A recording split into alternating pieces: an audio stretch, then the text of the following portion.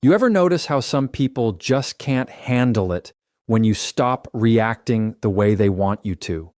It's almost like the moment you stop feeding into their drama, they start scrambling for control.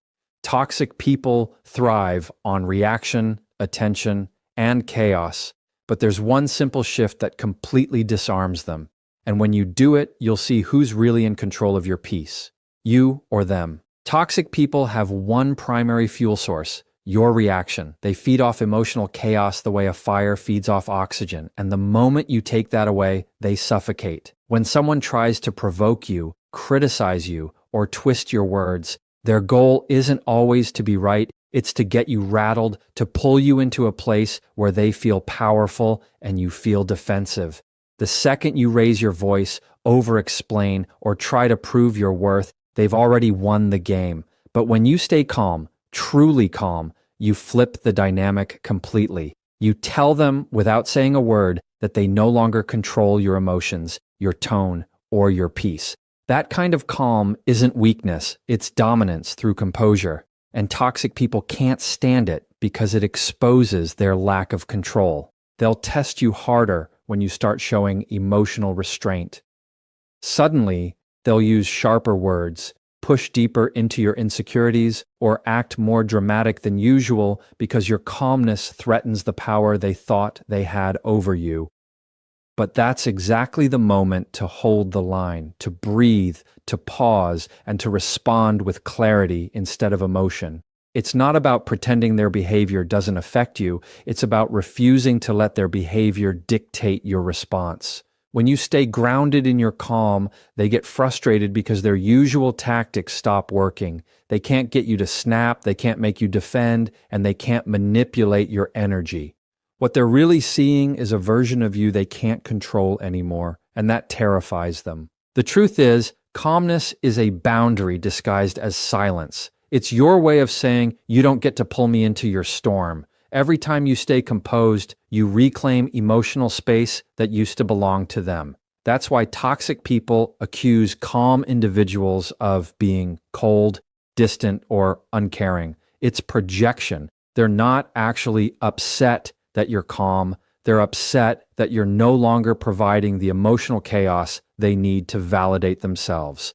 When you stop reacting, you stop feeding their need to feel significant. Your peace exposes their dependence on dysfunction, and they hate seeing that reflection of themselves. This isn't easy, especially if you've spent years being reactive, people-pleasing, or over-explaining. Calmness takes discipline. It's a practice of emotional maturity. It means choosing logic over impulse, understanding that your energy is a currency and not everyone deserves to spend it. Sometimes it means walking away mid-argument, not because you're giving up, but because you're choosing peace over pointless confrontation. The more you master that control, the more they'll try to provoke you, but eventually they'll realize they can't win a game you're no longer playing.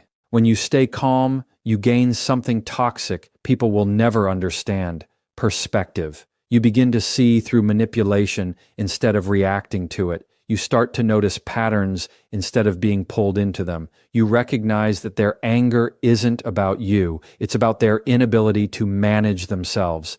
And the moment you see that clearly, their words lose power, their tactics lose effect, and your peace becomes untouchable. That calm doesn't mean you don't care. It means you finally care about the right thing.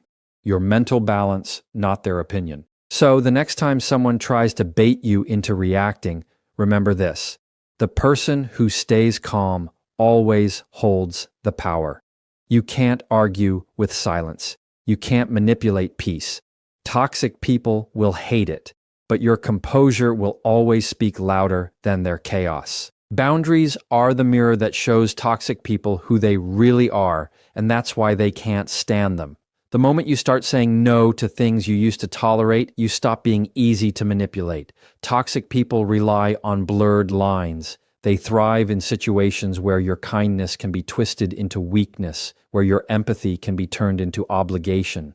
But when you set boundaries, you make the rules clear, and that clarity exposes their intentions.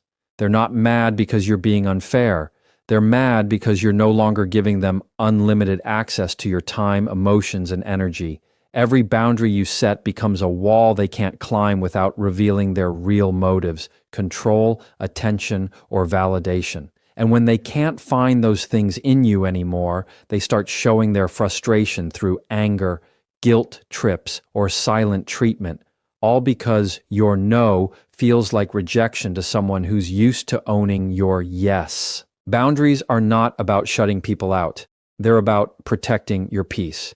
They define what behavior you will and will not allow, and that alone makes toxic people deeply uncomfortable.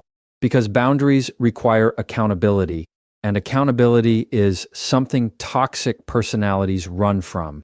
When you enforce a limit, like not engaging in gossip, not answering every call, or not tolerating disrespect, you send a signal that their old methods won't work anymore. That's when they'll start saying things like, "You've changed," or "You're so distant lately," trying to guilt you back into submission. But the truth is, you haven't changed. You've grown.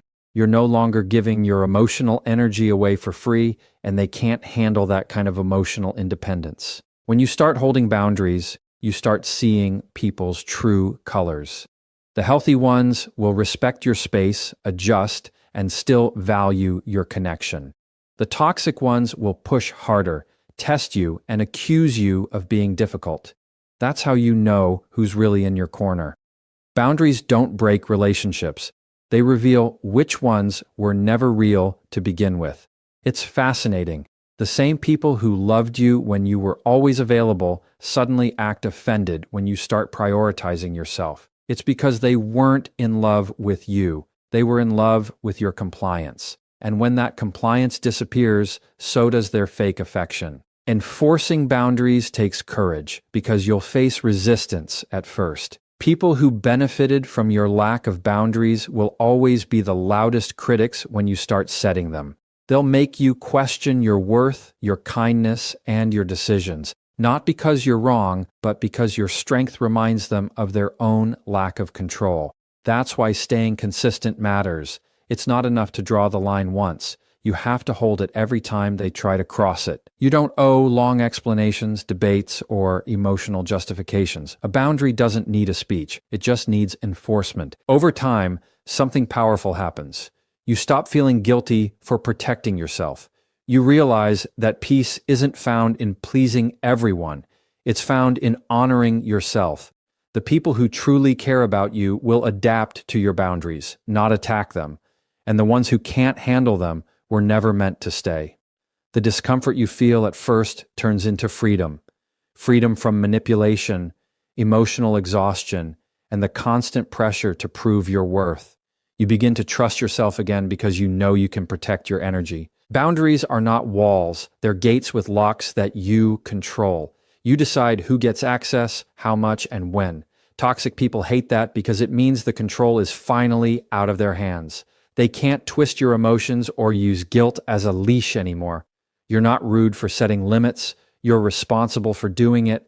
And the moment you realize that, their power over you ends, quietly, confidently, and completely. Silence is one of the most powerful tools you have against toxic people, and it drives them absolutely insane. They depend on your reactions, your explanations, your defenses, your need to be understood, because that's how they keep control. The more you talk, the more information they gather to twist, manipulate, or use against you later. But when you choose silence, you take that power away. You stop giving them access to your emotions, and suddenly they can't figure out what you're thinking or how to push your buttons. That uncertainty eats at them because they can't stand not being able to control the narrative. Toxic people crave engagement, and silence is the one thing they can't manipulate. It's not about giving them the silent treatment to punish them. It's about protecting your peace by refusing to participate in pointless chaos. When you stop explaining yourself, toxic people feel exposed.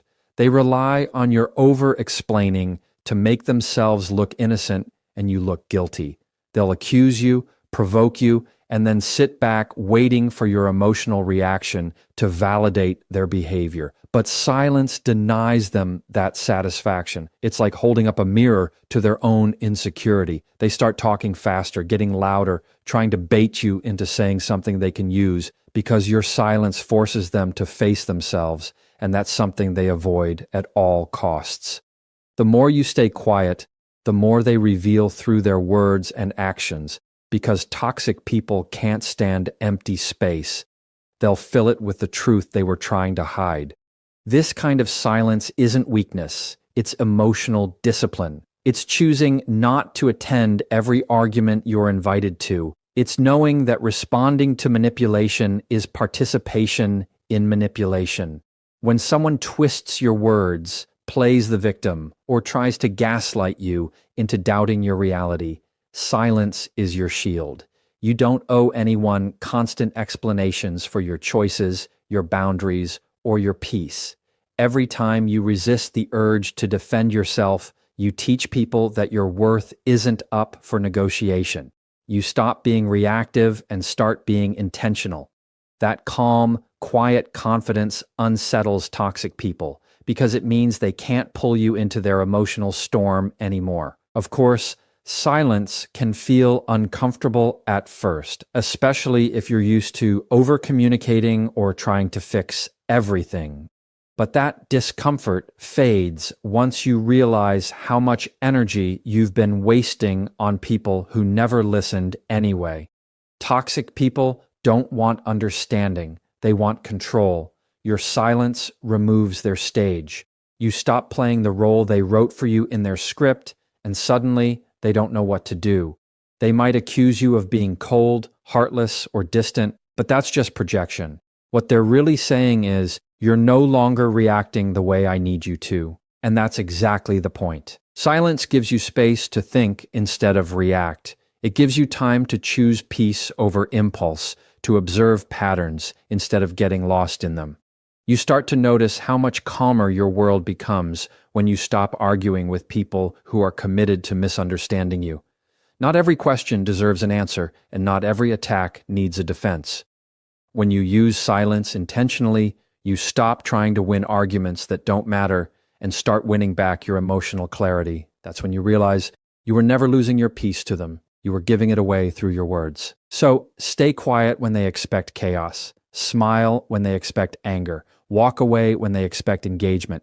Because the moment you stop explaining yourself, toxic people lose their grip on you completely. Silence isn't weakness, it's strategy. And the louder their reaction becomes, the more proof you have that your calm has hit exactly where it needed to. Self-control is the one trait that toxic people cannot compete with because it takes away their ability to influence you. They thrive on pulling emotional strings, pushing buttons, and watching you unravel in frustration.